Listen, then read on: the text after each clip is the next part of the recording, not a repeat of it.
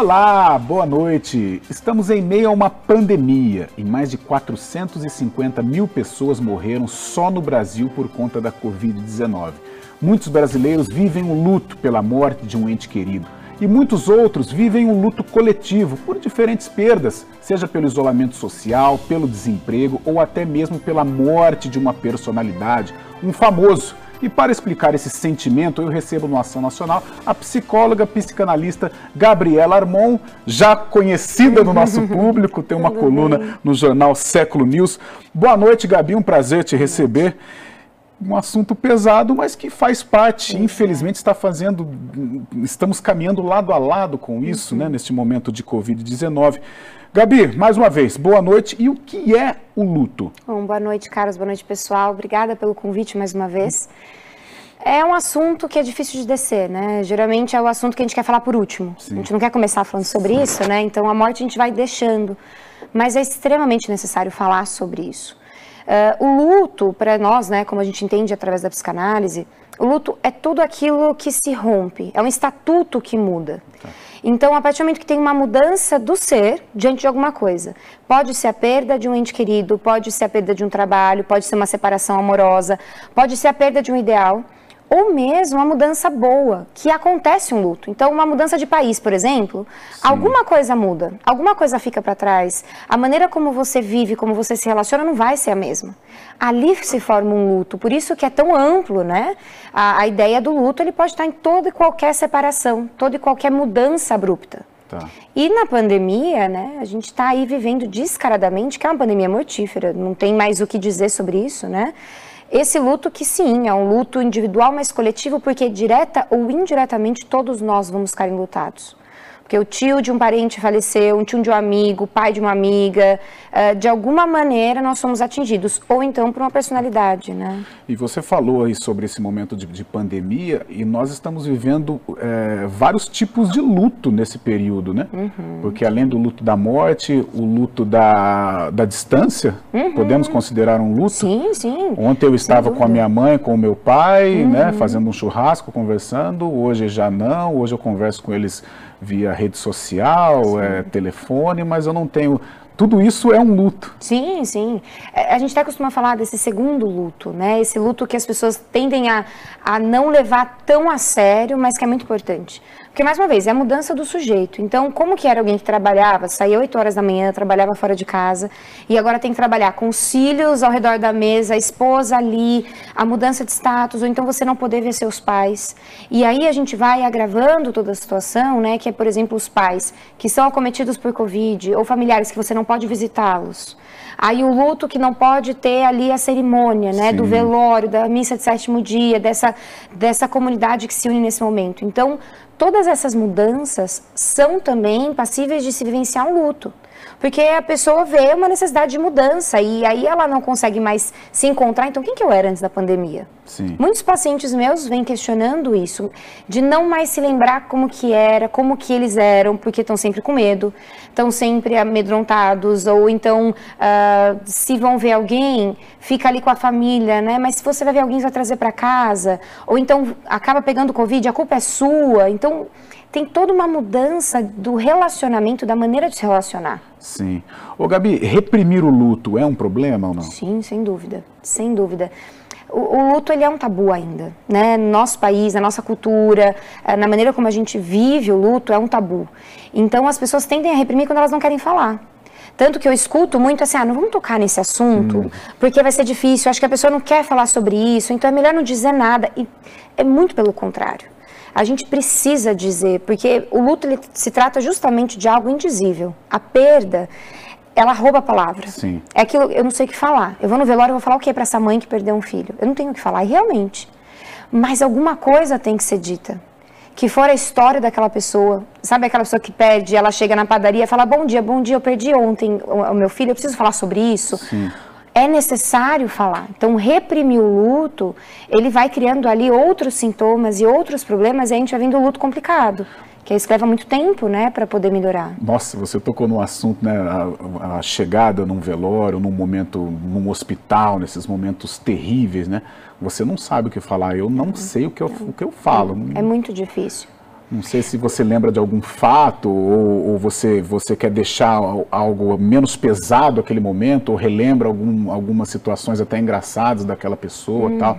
Mas o chegar num velório, num hospital é muito complicado e você disse que é importante até você falar, você desabrochar. Sim, porque tem aquela ideia, né? As pessoas falam, ai, fica bem, ele foi melhor para ele. Isso tudo não ameniza a dor. Descansou. Não ameniza. E muitas vezes só irrita mais quem está enlutado. Sim. Porque claro que não foi melhor. Talvez naquela circunstância, depois de um tempo é possível pensar que a dor não, né, estava impossível de lidar e para a pessoa que se foi. Mas para quem ficou, pensar que isso é melhor, não é melhor. Mas o fato de você estar lá e dizer, olha, eu estou aqui, eu sinto muito, essas poucas palavras são tão importantes quanto narrar um texto. Tá. Mas você pode perceber, você chega num velório, as pessoas vão ficando em grupinhos. Tem os que dão risada e lembram, tem os que ficam no celular porque não sabem para onde olhar, tem os que passam rapidamente, tem aqueles que vão e querem, né, participar daquilo. Até porque o luto do outro, ele corrobora para o nosso luto. Porque a gente vai aprendendo, aperfeiçoando a maneira de viver o luto à medida que a gente vai compartilhando isso. Então, o compartilhamento é muito importante.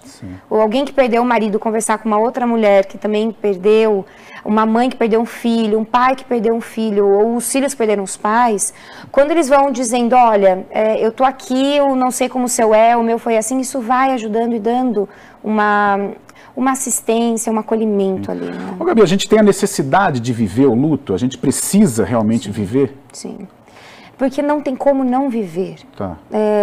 Desde que a gente nasce, tá ali o luto. No início da primeira relação com o bebê e a mãe, a figura materna, é marcada na separação. Então a gente surge enquanto sujeito quando a gente se separa dessa figura materna, né? E isso é lá nos primeiros meses, é muito tempo. Então, é muito anterior. Então, é muito importante que a gente possa passar pelas separações, porque algo novo surge a partir disso. Sim. Algo fica, mas algo novo surge. Então, quando a gente fala de vivenciar o luto, a importância disso, é porque Freud fala, lá em 1915, né, do trabalho do luto.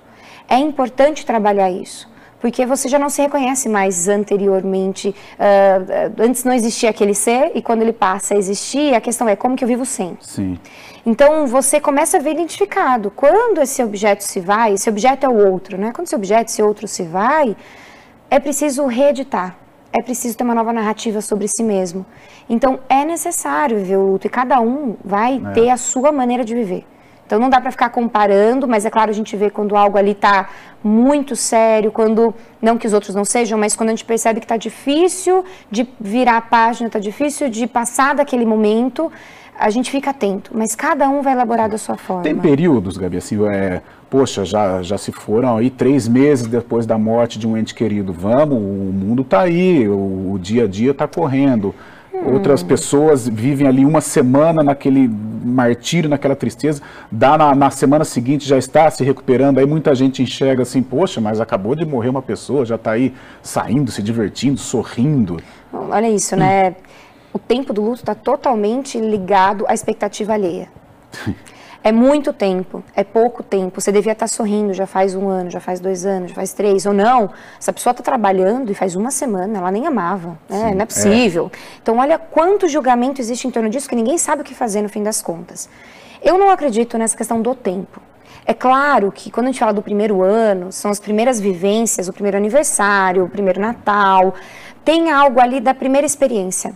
Mas a segunda é tão difícil quanto, porque aí você já passou pela primeira, então você já espera que vai ser difícil, você já espera ser ruim. Então não tem um tempo. Eu costumo trabalhar muito nesse sentido, do nosso tempo, o nosso tempo interno, como a gente vive as situações, não é o mesmo tempo do relógio. Então alguém que perde uma pessoa, e aí tem um trabalho importante que é entender o que se perdeu naquela pessoa que se foi. O que ela representava. Por isso que tem lutos que são mais fáceis, né, de algum parente, algum ente que é mais simples, e outros que são extremamente complicados. Sim. Porque se perde algo ali que está naquela pessoa que se foi. Mas tem pessoas que perdem 3 anos depois, e quando elas vão contar, elas cometem um ato falho e se confundem, falam, faz 1 ano. Não, peraí, faz 3.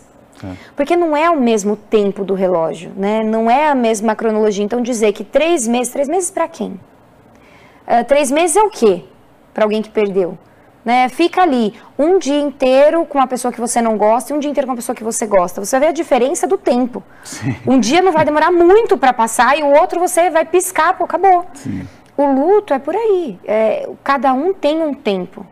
Então, como cada um vai vivenciar, por isso que a gente não pode ficar comparando. Isso é muito cruel. Chegar e virar para alguém, pô, mas já faz tanto tempo e você tá assim ainda. Isso não cabe. O luto é algo a ser superado, assim? Eu não penso na palavra superado, porque eu acho que a gente não supera algo que é impossível. Tá. É uma rachadura, é um corte tão abrupto, né, a perda, que eu acho que não tem como superar isso, mas tem como construir outras coisas para além disso. Tá. Então isso vai estar sempre ali, esse corte ele vai ser constante. Vai doer para alguns mais, para outros menos, para uns ameniza com o tempo, para outros piora. Sim. Uns, infelizmente, nunca saem disso, nunca conseguem sair, mas é possível, né, com esse trabalho de luto, você poder se identificar com traço, alguma coisa daquela pessoa que se foi, e começar a construir alguma coisa a partir disso, que seja uma nova identidade, um novo projeto de vida, novas relações. Tem um filme que eu gostei muito dessa parte, eu não me lembro, acho que é a Cabana, não tenho certeza. Cabana. Que eu lembro do livro. Ele não aceitava, né? Isso, ele não aceitava a perda, exato. E eu lembro que no final, ele vai para o lugar, acho que se não me engano, onde ela foi enterrada ali. E quando ele chega, tem um jardim em volta, só que lá tem um buraco. O buraco não é tampado, ele não deixa de existir. Ele questionava Deus porque levou a Isso, tinha embora, toda uma questão. E eu achei muito significativa essa cena, porque é um buraco, né, que é onde a menina estava, e esse buraco representa a perda, o luto, esse corte pelo luto, só que é um jardim construído em volta. Então, não significa que a gente superar, para mim, é como se a gente tampasse isso e continuasse a vida. Sim. Então, acho que a gente não supera, vai estar ali sempre. Mas é possível construir muita coisa ao redor disso. Ô, Gabi, tem aquelas situações, por exemplo, uma pessoa, ela está cuidando do pai, que está no hospital, está sofrendo, e ela está atribulada, vai e volta do hospital e cuida e conversa com o médico. De repente, essa pessoa que está no hospital, ela falece. E aí, quem estava cuidando cuidou de tanta coisa, sofreu tal, mas ainda aquela coisa da ficha não ter caído. Então demora até para chorar, demora para sentir. Aí de repente, um mês, opa, meu pai não está mais aqui. Aí começa a sentir realmente. Esse é o tempo, como é de cada um. Tem uma negação, né? Muitas pessoas entram numa negação, então elas tocam a vida de uma maneira ali quase frenética, maníaca, trabalhando mais, ou então falando como se nada tivesse acontecido, e isso é interessante que todos estranham ao redor, né? Ficam até com medo, que parece que alguma hora aquela pessoa vai sucumbir. E a tendência é que isso aconteça, né? Então, pode ser que ela saia. Geralmente, quando acontece isso de ter ali um cuidado no hospital, é um luto diferente de uma morte por acidente, por exemplo. Sim. São traumas diferentes. Você meio que vai se preparando, né? Tem algo, né? Não sei se é da preparação, mas você tá ali às voltas com isso. Isso. Você tá no hospital, outras pessoas estão passando por isso, então você tá olhando que alguma coisa ali não tá indo bem. Diferente de algo muito abrupto, né? Mas essa questão da ficha cair, para cada um cai num tempo e para muitos não deixa de cair. A ficha continua caindo, porque a vida está indo bem, está funcionando, você volta a trabalhar, volta a se relacionar, volta a ter prazer, a gozar da vida minimamente, e aí de repente a ficha cai de novo. E aí você fala, caramba, ele não está aqui, como assim, né? Até ontem estava, então essa ideia ridícula, né? Tem até um livro que é esse título, a ridícula ideia de nunca mais te ver. Mas é por aí, acho que se não me engano, o título que eu acho muito interessante. É absurdo isso, então a ficha continua caindo, né? Tá, antes da gente ir para o intervalo, essa coisa de ocupar a cabeça, isso resolve ou... Ocupar a cabeça é sempre bom, mas com o quê e para quê ocupar a cabeça, né? É claro que quando você começa a focar em outros lugares, você começa a colocar energia psíquica que estava voltada somente a você, e a esse luto, a esse ente querido que foi internalizado, isso pode ser mortífero, porque você vai ali se minando. Sim. Então, quando você deposita energia fora, você começa a fazer ligações e vínculos muito necessários para sobreviver. Por isso que as pessoas, geralmente, quando perdem alguém, falam, eu só tô aqui por causa de você. Eu só continuo por causa do meu filho. Eu só continuo porque alguém precisa de mim. Então, olha esse elo, né? Isso é se ocupar com algo para além. mas cada um no seu tempo, né? Não dá para atropelar as coisas. Tá certo, eu estou aqui com a Gabriela Armon, psicanalista, está aqui conversando conosco. O tema de hoje pesado, mas é um tema misterioso, que exige, assim, aguça a curiosidade das pessoas, né? Que é o luto natural, o luto coletivo. Nós vamos falar das várias situações que envolvem o luto. Nós vamos para um rápido intervalo e daqui a pouco a gente volta com o segundo bloco do Ação Nacional.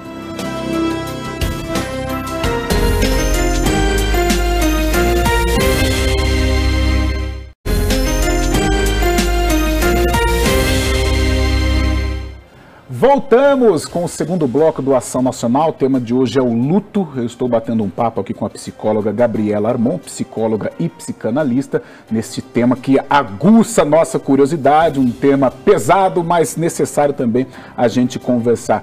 Gabi, sintomas físicos também podem ser relacionados ao luto? Sim, sem dúvida. O nosso corpo, acho que a gente tem que ter em mente que nós somos um ser integrado. Então, nosso inconsciente, né, a nossa psique e o nosso corpo não são separados. Um vai trabalhando ali em função do outro. Então, por exemplo, pessoas enlutadas, né? Muitos me perguntam, depressão e luto, como isso funciona? Acho que é interessante de pensar. Sim, existem quadros depressivos dentro do luto, né? Se espera que isso aconteça. Então, é muito comum uma pessoa enlutada sentir muito sono, por exemplo. E o que tem a ver, né? O sono é você desliga do mundo e se conserva, então te protege o sono. E aí, diante disso, a ideia é dormir muito, né? E não é nem ideia. O corpo, ele cai, né? Sim. O olhar fica baixo, é um cansaço absurdo, dores das mais diversas. Então, falta de ar, dor no peito, que seria uma ansiedade, um medo, um pavor. Então, o corpo, ele vai contando o que essa alma, né, vem sentindo. Então, muitas vezes, pessoas desmaiam depois de sofrer um luto, de estar em luto, perder alguém, quando entra em contato com alguma coisa semelhante. E é interessante que o desmaio vem justamente nessa impossibilidade de dizer sobre isso. É tão difícil dizer que cai, né? O corpo desmonta porque não encontra palavras para dizer.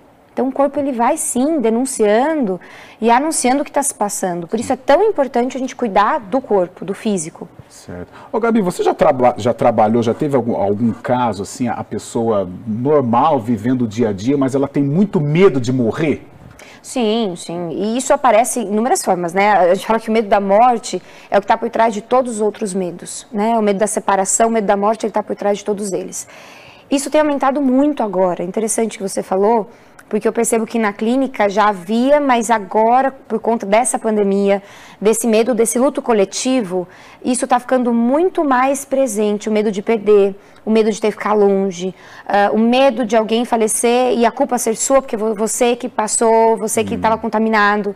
Então existe sim esse medo e se trabalha isso em psicoterapia, né? Um trabalho ali muito minucioso que vai justamente indo para isso. Bom, a gente não sabe exatamente o que fazer com isso, porque ninguém sabe da morte exatamente, é esse mistério, essa dúvida, mas dá para fazer alguma coisa. Certo. Dá para viver apesar de, né? Dá para tentar simbolizar, colocar em algum lugar e aí cada um vai encontrando a sua maneira de contar isso, através de uma religião, através de uma crença, através, então, de dizer racionalmente que é isso, pronto, acabou, né? A morte é fim. Então, cada um vai encontrando uma maneira de narrar esse impossível. Ô Gabi, e a pessoa, agora já vamos falar dos famosos, né? Essa coisa dessa comoção de alguns famosos que se foram, não só agora em Covid, mas em outras situações também. Mas, por exemplo, a pessoa que apresenta um quadro como o do Bruno Covas, né, o prefeito de São Paulo, em que, na verdade, ele sabia que dificilmente iria vencer o câncer. Como que é a pessoa, sabendo que vai morrer, como que trabalhar isso? Bom, esse menino tirar o chapéu, ele foi muito corajoso, né, muito forte. Eu acho interessante, bom, não estava lá, não sei, mas por tudo que parece, né, um câncer dele geralmente tratado como intratável, né? Não tem tratamento para ele, a não ser essa prorrogação. E ele foi viver a vida. Ele assumiu o posto dele, ele governou, ele teve até, né, aquele caso que foi super repercutido dele no estádio de futebol e tudo mais. Ele disse talvez fosse a última oportunidade, e seria, ele sabia que ia ser, de estar com o filho dele, então ele passou por cima da crítica e do julgamento, enfim. Ele viveu. Agora, como tratar alguém que está nisso, né, só estando para saber. Porque é claro que nós trabalhamos, né, enquanto psicanalista, ou os psicólogos trabalham dentro dos hospitais, a gente oferece a escuta. Tá. O que é muito importante para alguém que está num processo ali paliativo, para alguém que está com uma doença que sabe que em algum momento isso não é curável, mas não sabe o tempo, né, exatamente. Tem uns que falam um mês, aí vive um ano, a gente não tem como determinar. É muito importante dar uma escuta para essa pessoa e não precisar forçá-la a dizer. Porque tem pessoas que não vão querer falar sobre isso. Sim. Muito pelo contrário, vão querer falar sobre a vida. Porque ela vai querer saber o quanto ela é amada, ela vai querer estar próximo dos seus, ela vai querer fazer projetos que forem projetos de um dia, de 2 dias, de uma semana. E isso é importante. Quando a gente fala da morte, a gente fala da vida. Então, alguém que está ali acometido por uma doença, em vias que está às voltas com a morte, possivelmente ela vai querer falar sobre a vida. Sim. E sobre aquilo que lhe resta para viver. Né? Por isso que, geralmente, pessoas que estão nessa condição, escrevem, relatam, sim, falam justamente daquilo que elas queriam ter vivido. Então, é um momento da gente poder falar sobre a vida que foi vivida, o que dá para viver naquele prazo. E, claro, se a pessoa tiver interesse, quiser e precisar falar sobre essa passagem, sobre essa travessia, como alguns chamam, sobre a morte, sobre o fim, a finitude, que ela tenha um espaço para falar sobre isso. Tá certo. Gabi, nesta situação, a família vai se preparando ou aquela coisa, né? Porque a gente é meio egoísta, né? A gente quer para nós, a gente não quer que essa pessoa vá embora de jeito nenhum. A gente não acredita na morte, né, Carlos? No fim das contas, a gente não quer acreditar. E é um paradoxo muito grande, porque a pessoa se vai, né? Existe a morte, há o fim da continuidade, mas não é um fim porque você continua o resto da vida com aquela pessoa em tudo que você Sim. faz, onde quer que você vá. Então, é muito paradoxal. Assim como se preparar. Eu acho tão difícil quando as pessoas falam, você tem que se preparar porque aquela pessoa está doente. Como você se prepara para algo que você nunca viveu? Você já esteve sem ela, mas depois que ela apareceu na sua vida, você nunca mais viveu sem Sim. ela. Ou então, são os pais, né? Você já nasceu através deles, eles estavam ali. Então, eu acho que não é uma questão de se preparar para a morte, mas de não negar a realidade. Olhar para a realidade e entender que sim, aquilo está próximo, né? E não simplesmente, talvez, devanear e falar, não, isso não vai acontecer de maneira nenhuma. Então, pensar ali que, apesar da fé e tudo mais, que nos ajuda muito nesse momento, poder pensar a realidade. Mas se preparar para a morte, eu acho muito difícil no sentido que a gente não sabe como vai agir. Sim. Né? E aproveitar esse momento. Então, talvez se preparar para a morte é viver esse período que é possível juntos. Tá. Né? E a gente, assim, nós estamos preparados, de repente, o luto. Um idoso. O idoso parece que mesmo a gente não quer que vá, mas parece que é uma situação mais normal. É natural, né? Mais natural. Então a gente sofre, claro, mas parece que a gente encara essa situação. Agora uma criança, um jovem, é difícil, né? Sim. Sim, porque a gente não tem controle algum sobre nada, né? E a gente teima em tentar todo o tempo controlar alguma coisa. Sim.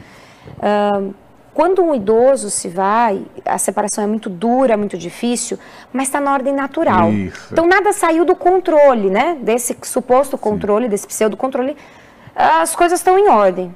Quando você perde uma criança, um jovem, um adolescente, né? Quando a morte ela aparece no momento errado, digamos, no tempo não determinado, aí bagunça demais. Porque aí é mais de um luto. É o luto por ter perdido aquela pessoa, é o luto por ser descarado, que não, a gente não tem controle de nada, então não adianta fazer planos, porque eu vou casar, vou ficar até o resto da minha vida, vou viver 50 anos com aquela pessoa, ou vou ver meus filhos, meus netos, e de repente o neto se vai, ou o filho se vai e não tem possibilidade de ter um neto. Isso é muito traumático, porque escancara a impossibilidade de controlar ou de ter qualquer pseudo-controle ali da vida. Sim. É muito cruel isso, é muito cruel. Eu imagino, meu Deus. Ô Gabi, para encerrar esse nosso segundo bloco, existe aquela coisa assim, de repente aquela dor, ela dá lugar àquela saudade gostosa. Por exemplo, na minha casa, eu perdi minha avó que era muito apegado, em 2005.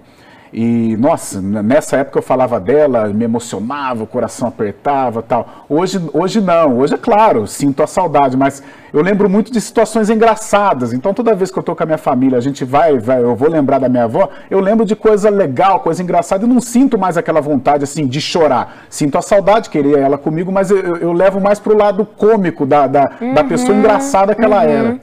é uma mudança da nostalgia para a saudade, né? Tinha um analista colega meu que ele falava isso. O dia que você entender que você sente saudades, não nostalgia, alguma coisa mudou. Sim, é possível. Freud vai dizer, né, a gente pensa no luto como 3 tempos, esse seria o terceiro tempo, né? O segundo tempo é esse de você perceber o que você perdeu naquela pessoa que se foi, porque não é só sobre a pessoa, mas o que ela representa, é o lugar que ela tem, que ela te dá. E esse terceiro momento, que cada um vai ter ali um tempo, né, um processo para isso, de integração. É como se um traço daquela pessoa que se foi, uma parte dela, você se identificasse com isso, introjetasse isso em você. Então, é como se você começasse a enxergar o mundo com os olhos dela, ou então você buscasse ser o que você acha que ela esperava que você fosse. Sim. Eu quero ser digno do amor dessa pessoa, eu quero orgulhar essa pessoa. Então, você começa a trocar essa dor, essa nostalgia pela saudade, porque ela já não é alguém morto. Ela é alguém que não está presente, mas está em você. Sim. Então, isso acontece de uma maneira ali muito suave, no sentido da transição. Não é um dia falar, opa, mudou. Sim. Mas quando você percebe, já está diferente. Você começa a falar diferente daquilo, daquela pessoa. Já fala até de uma maneira mais agradável, mais leve. Você consegue falar, né? Sem desmoronar. Sim. Então, é interessante essa mudança, mas isso faz parte desse trabalho do luto, que é você ter esse traço ali em você.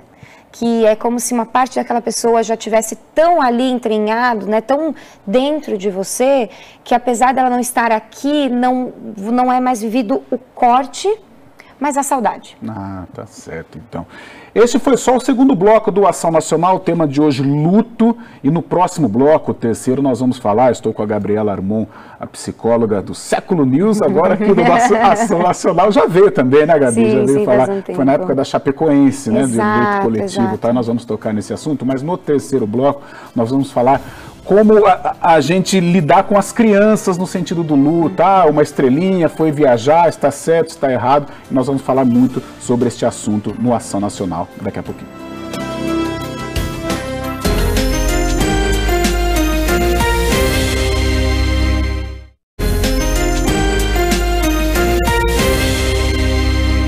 Voltamos com o terceiro bloco do Ação Nacional. Hoje estamos falando de luta. Eu estou aqui com a psicóloga, psicanalista Gabriela Armon. E conforme o prometido, na saída do segundo bloco, nós iríamos repercutir, falar como que é o luto em crianças. Crianças sentem, as crianças não sentem, como que a gente tem que comunicar à criança que aquela pessoa, aquele ente querido não vai estar mais. Algumas pessoas usam aí a famosa tática da estrelinha ou a tática da viagem. Como que é esse processo, Gabi? Bom, a criança, ela passa luto assim como o adulto, né? Quando a gente perde alguém, todo mundo que perde alguém fala da criança, né? De si mesmo. Então, perder alguém é infantil, porque dói. Então, a criança, ela sente sim a perda, ela sente o luto, só que talvez ela não tenha ali estrutura ainda para poder questionar isso. Ela entende muitas vezes a morte, mas ela ainda não sabe, dependendo da idade dela, que não se volta da morte. E esse é um ponto muito importante. Porque a criança cresce com desenhos, com jogos que vão mostrando a morte, né? Só que geralmente se volta da morte. Ou se não volta, aparece no próximo episódio. Isso. Então, de alguma forma, a morte não é o fim. E isso é uma questão muito importante. Eu sei que muitos pais, familiares, professores, enfim, quem cuida ali, né, o responsável por isso, muitas vezes pensa que vai ser traumático, ou então é melhor não falar para não machucar, mas isso, na verdade, está dizendo mais sobre o adulto que sobre a criança. É tão difícil para o adulto dizer sobre isso, porque a criança dele não dá conta disso, né? Que ele prefere poupar a criança, mas ele está se poupando. Então, a gente tem que entender que uma criança, ela não conhece o mundo, então é o adulto que vai apresentar o mundo para ela. Quando existe uma perda e que isso não é falado, ela vai se sentir desamparada. Sim. E quando é uma perda de alguém próximo a ela, um vô, avó, pai, mãe, enfim, alguém que ela tinha um vínculo ali, mais do que desamparado, ela pode entender essa morte como um abandono, como um não amor. E a criança, ela tem algo ali, né, que isso vai se dissolvendo, e muitas vezes não, que nós temos essa onipotência, né, achamos que temos, uma fantasia de tudo que ela deseja acontece. Sim. Porque a criança é poderosa, né, papai e mamãe ficam aqui, faz o que querem, né, o que eu preciso, sua majestade o bebê, como diria Freud. Então, a criança, ela tem um poder que ela acredita realmente acontecer. Então, se ela perde um irmão, o pai, a mãe, ela pode se culpar, porque um dia passou na cabeça dela, se ele não estivesse aqui, e aí como, né, você não falar sobre isso com a criança? Então, é necessário, sim, falar, e claro, com cuidado, de acordo com a idade, mas é muito necessário conversar com essa criança para dar um contorno, para poder dizer para ela sobre essa morte, sobre essa separação. Que ela não tem culpa disso. E que, bom, se o luto no adulto, ele tem essas duas facetas que eu não amei o suficiente, porque se eu tivesse amado o suficiente, essa pessoa não teria ido. E por outro lado, se ela me amasse, ela não teria me deixado. Nossa. Se no adulto isso acontece, e a gente tem ali recurso para poder conversar sobre isso, e olha o quão difícil que dirá numa criança. Então, a criança faz sintoma no corpo, ela deixa de comer, ela começa a adoecer, ela deprime. Criança, sim, deprime, entra em depressão. Então, ela vai dizendo isso de outra forma. Então, dizer para ela é necessário. E aí, como, né? Como que a gente conta? Gente, não tem uma regra. Tem que ver com aquela relação. Quem que era aquela pessoa para aquela criança? É muito importante dizer claramente que quando alguém morre, ela não volta. A criança, ela, com certeza, vai metabolizar isso, elaborar com maior facilidade do que o adulto. Não significa que ela não vai sofrer. Sim. Mas, como eu disse, a dificuldade está no adulto, de dizer isso. E aí, usar de metáforas é um risco grande, dependendo de como você fala.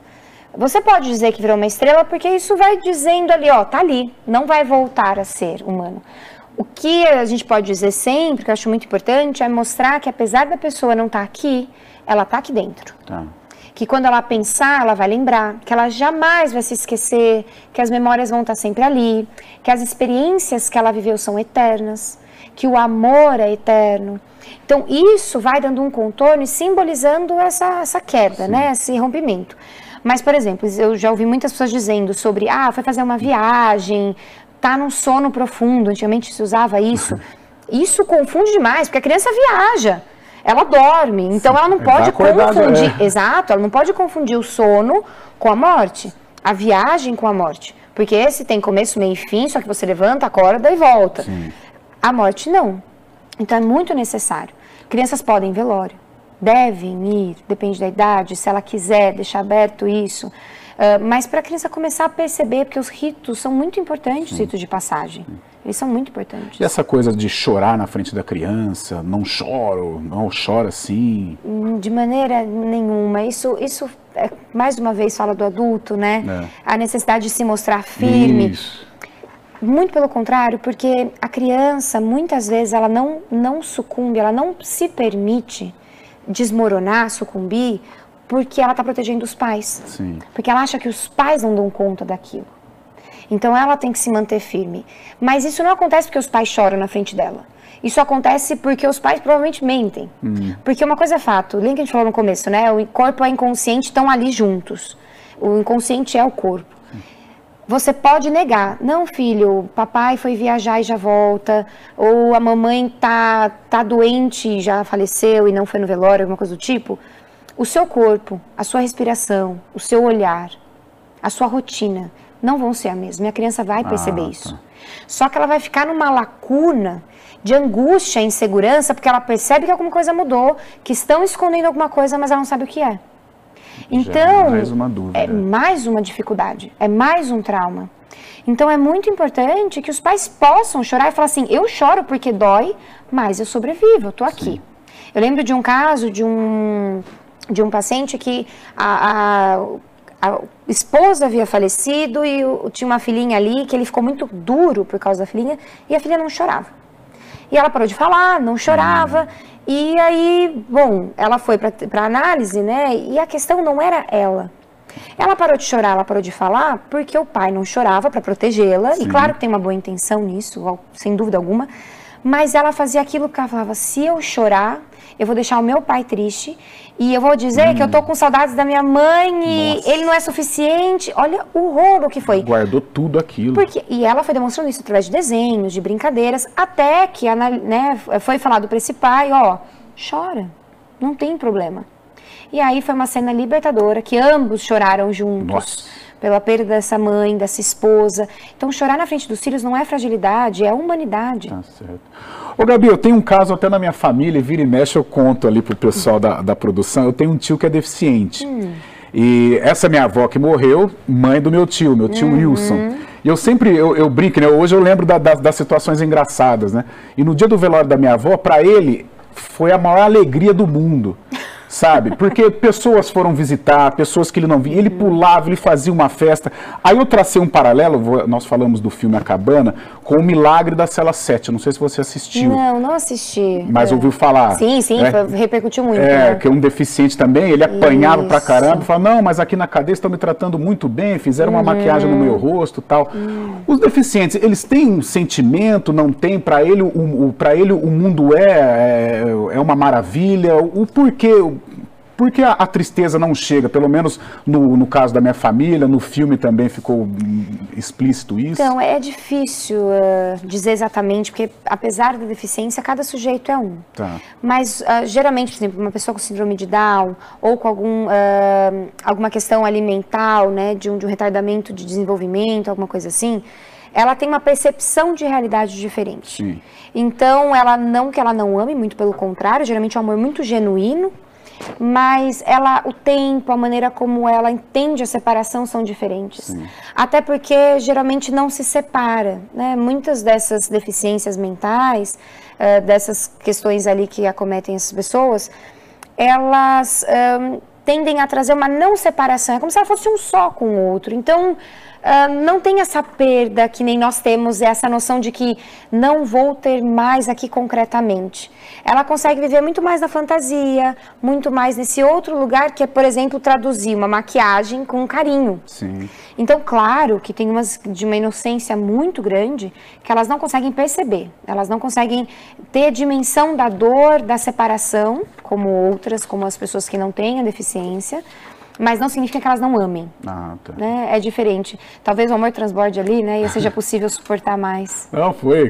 Até hoje a gente fala, nossa, mas foi assim, entre aspas, claro, mas foi um barato. Foi a leveza do momento. Sim. Porque todo mundo falava, mas para de... Porque o sintoma da alegria dele, ele começa a pular, tal, é um barato. A gente morre de dar risada.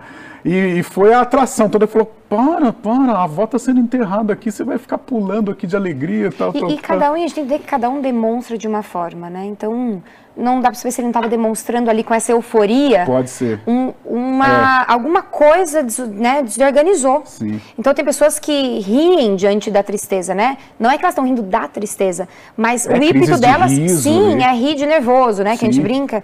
Mas muitas vezes a euforia, ela é uma resposta, uma defesa à depressão e à tristeza. Tá. Então, mas é interessante, você me lembrou, tem um primo também que ele tem síndrome de Down, ele faleceu há pouco tempo.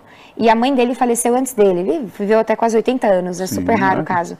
E quando a mãe dele faleceu, todo mundo ficou extremamente assustado, e como que a gente vai fazer? Leva ele no velório, não leva, o que faz? Por fim, né, ficou uma descanso familiar, e quando contaram para ele, a resposta imediata dele foi, bom, agora ela vive com o papai no céu. Ai. E o pai dele faleceu quando ele era muito jovem, né? Ele foi viver com o Zé Maria, que é o nome do pai. E ele foi o nome do pai dele. E para ele foi muito simples. Ela foi viver lá com ele. Sim. E simples e ao mesmo tempo interessante. De onde ele tirou que as pessoas se encontram? Se não foi introduzido para ele algo de uma religião, de uma espiritualidade, ele traduziu assim. Esse lugar para onde vai depois da morte é se reunir com aqueles que já se foram. E para ele isso funcionou. Foi. Então é claro que desorganizou o dia a dia dele, ele se organizou, ele ficou mais irritado, Sim. ele recusava tomar banho, ele não queria comer, então teve uma cena de tristeza. Mas a maneira como é demonstrada é diferente. E por isso a gente tem que ficar muito atento. As crianças, as pessoas com deficiências, porque eles vão demonstrar a dor e a tristeza de outra forma. Recusando comer, recusando fazer atividades que antes tinham prazer, ou então dormindo demais. E isso a gente tem que ficar muito atento, porque podem deprimir e ninguém está percebendo. Tá certo, então este foi o terceiro bloco do Ação Nacional, nós vamos para um rápido intervalo e no último bloco eu vou conversar aqui com a Gabriela Armon sobre o luto coletivo. E, infelizmente nesse momento de Covid perdemos muitas pessoas famosas, pessoas que marcaram ou a infância ou a adolescência, a juventude e tal, de alguém. Nós vamos falar muito sobre isso, o intervalo é rapidinho.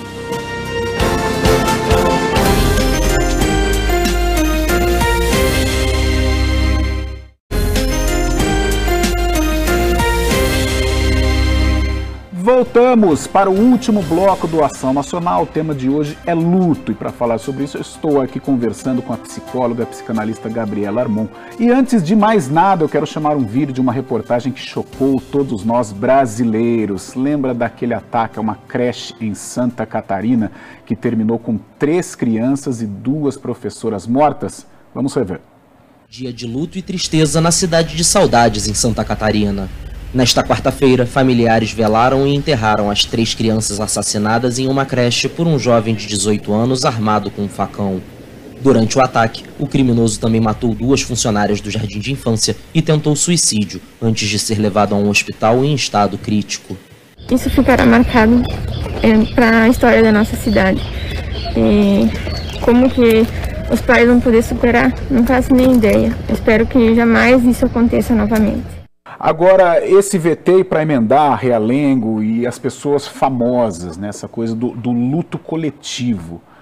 Por que mexe tanto com a gente, Gabi? Claro, aí crianças no Realengo também, os famosos, aqui eu vou relembrar Paulo Gustavo, Unicete Bruno, Paulinho do Roupa Nova, lá atrás, Ayrton Senna, Mamonas Assassinas. Sim, né? sim. Por que a gente, chapecoense, né? Por que a gente chora e trabalha com isso como se fosse algum ente querido? Então, bom, esse vídeo é triste demais, Nossa. né? Primeiro tem criança, né? Fica sem palavras mesmo, porque, bom, primeiro, a maneira como isso aconteceu, como ocorreu, né, que é uma tragédia, mas uma tragédia provocada por alguém, e isso choca muito, né?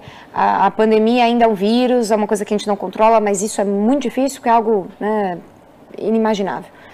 Mas o luto coletivo que nós estamos vivendo tem que ver com as identificações, porque quando a gente vê uma mãe, vê uma outra mãe perdendo um filho, ela se identifica com aquele lugar. Ou com principalmente com perdas ali de pessoas muito boas, que representam muita coisa, ou uma criança que a gente não entende o porquê que crianças morrem, né? A gente não consegue entender isso, é muito difícil de engolir, de digerir isso. Mas os famosos, as crianças e outras pessoas, elas nos trazem essa identificação. Então, quando alguém perde um pai e seu pai é vivo, aquilo pega de alguma forma. Claro que rapidamente, diferente da pessoa que está envolvida, um parente, familiar, aquilo ameniza. Mas por que, né, que a gente se pergunta de famosos, por exemplo, né? Bom, nunca vi a pessoa na minha frente, mas assisti todos os filmes, assisti as séries, enfim, o Ayrton Senna, segui, era fã e tal. Por que pega, né? Nós procuramos identificações simbólicas ali, pessoas para nos identificar, para construir a nossa vida, as nossas experiências. Então, pessoas famosas trazem isso, porque elas estão ali, visíveis, né? Então, nós precisamos de heróis, né? As pessoas procuram sempre alguém para achar. Então, quando você vê, como por exemplo, esse ator, o Paulo Gustavo, que recentemente faleceu, um rapaz jovem, que vinha ali numa luta, né, em relação à identidade sexual dele, em relação à paternidade, que trouxe tanto riso e tanta leveza para as casas, e é interessante que ele traz uma personagem que todos se identificaram, que é a Dona Hermínia, né? Sejam filhos, sejam mães, todos se identificaram necessariamente com aquele personagem. Ele falou para muitas pessoas. Então, quando ele falece, ele traz para todos nós uma perda de uma parte que estava dele aqui dentro, que nós encontramos nele uma identificação desse personagem. Então, quando essas crianças falecem, é identificação com a nossa própria criança, com os nossos filhos, com os filhos que a gente deseja ter. Por isso que esse luto, necessariamente, na pandemia, é coletivo. Porque são muitas pessoas ao mesmo tempo falecendo da mesma causa, e todos nós temos um pouco do outro dentro de nós. Né? O outro, a gente se enxerga no outro. Sim. Então, principalmente os famosos que estão ali, eles comovem porque é uma identificação coletiva também. Sim. E, por exemplo, por ele, muitas pessoas oraram e acreditaram e rezaram, né? Moveu muitas pessoas em prol disso. Então, esse luto coletivo, ele vai nesse lugar dessa identificação, tem um pouco de mim ali, tem um pouco de lá aqui. Sim. E aí uma parte se perde, uma parte se confunde, então fica quase que familiar aquilo, né? Ah, tá. Ô, Gabi, nós comentamos, né, do velório, né, pra gente, como que você tem que trabalhar, o luto também, mas neste momento de Covid, né, neste momento da pandemia, os velórios já não podem ser como em outros tempos, né? E número menor de pessoas, tal. Mas qual a importância, né, do velório, do enterro, a simbologia? Aquilo significa, é o fim realmente? O que significa a simbologia de tudo isso? Sim. Os ritos de passagem, eles são conhecidos desde os primórdios, né? Por que é tão importante? Porque ele é simbólico. Então a gente pensa, nós somos estruturados, né, pelo real simbólico imaginário, isso a gente vai entrar muito na teoria, mas só para a gente poder pensar. Tem algo que a gente imagina, então a gente até imagina a morte, né? Tem crianças que imaginam, começam a chorar porque estão imaginando, então a gente começa a ficar triste só de pensar, isso fica no nosso imaginário. O real é a morte em si, isso que a gente não consegue nem dizer, que é impossível de pegar, você não pega o que é real, né? Não tem como. E o simbólico, que é a tentativa de dizer. Os ritos de passagem, os rituais, que é o velório, a missa, enfim, depende de cada região como é feito isso, ele é a tentativa de simbolizar essa morte, por isso que é tão importante, né? Se a gente for voltar lá na história de guerras e tudo mais, muitos imperadores trocavam prisioneiros, bens, tesouros, para ter o corpo do filho para velar, de tão importante que era ter o corpo. Sim. Porque aquela imagem, né, o corpo ali, ele traz um pouco de contorno para isso que é incontornável, que é a morte. Então, quando você não tem esse rito de passagem, é como se, nada marca. Quando aconteceu, mas foi do nada, não tem um corpo. Por isso que quem está desaparecido, é tão difícil para a família aceitar a perda. Sim. Talvez foi dado como morto, mas enquanto não tem um corpo, não é possível comprovar. E a gente viu isso, por exemplo, em Brumadinho, né? Nas buscas, você se lembra que muitas pessoas sofreram disso, porque é um segundo luto. Isso. Porque o rito de passagem, ele contorna, ele dá um lugar simbólico para isso, por isso que é tão importante. E agora, na impossibilidade de fazê-lo, a gente vai ter que encontrar e a gente está tentando o nosso melhor. Como eu substituo isso?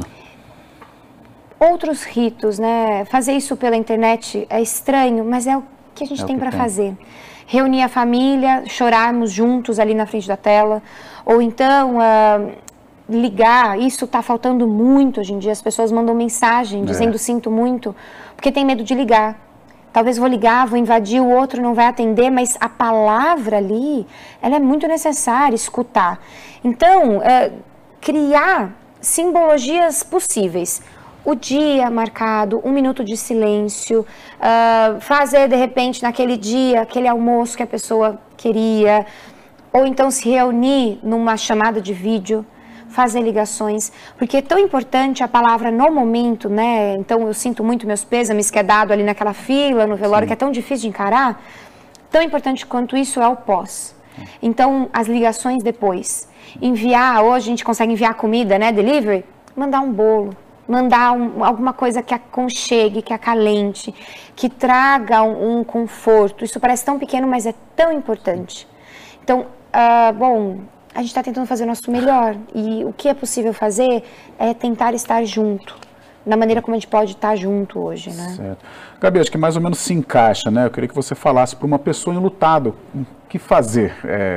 Como sair disso, ou como transformar naquela saudade gostosa? Bom, o que eu posso dizer é não negue o luto, não fique nessa briga com isso, eu sei que é muito difícil, mas fale sobre isso. Não se acanhe de falar porque as pessoas não querem ouvir, porque as pessoas também perderam alguém, é difícil, porque é necessário falar sobre a morte, é necessário falar sobre a perda. Fale sobre aquela pessoa, relembre momentos. Eu sei que em primeiro momento muitas vezes se lembra muito da passagem, da doença, se foi por isso, ou daquilo que separou, mas tente se lembrar dos momentos que foram vividos juntos. Então compartilhe, peça ajuda, fale. Não tenha medo nem vergonha e não tente suprir as expectativas das pessoas. Ah, mas já faz um tempo, ou você deveria estar chorando, você deveria estar feliz. Você não tem que nada. O que você tem é que olhar para dentro de si, mas também tentar ali fazer essas relações. Então se aproxime na medida do possível, compartilhe na medida do possível, encontre a sua maneira de viver esse luto. Tá certo. Gabriela Armon, muito obrigado pela presença. Agradeço. Você me cobrou no intervalo, então eu prometo aqui. Você vai retornar ao Ação Nacional, mas não vamos falar de luto mais. Já... Sim, vamos falar sobre outras coisas, né? Mas de qualquer maneira... fala sobre luto, mas que é muito importante, mas vamos falar sobre vida também, né? Gabi, obrigado pela presença, as Imagina, portas aqui escancaradas do Ação Nacional. Obrigada. E a gente continua te acompanhando no Século News. Obrigada, querida. Obrigada. Até mais. Valeu. Obrigada. O Ação Nacional fica por aqui, prometendo voltar no próximo sábado, 10h30 da noite, sempre com um assunto bacana, um assunto pertinente para você. Até lá!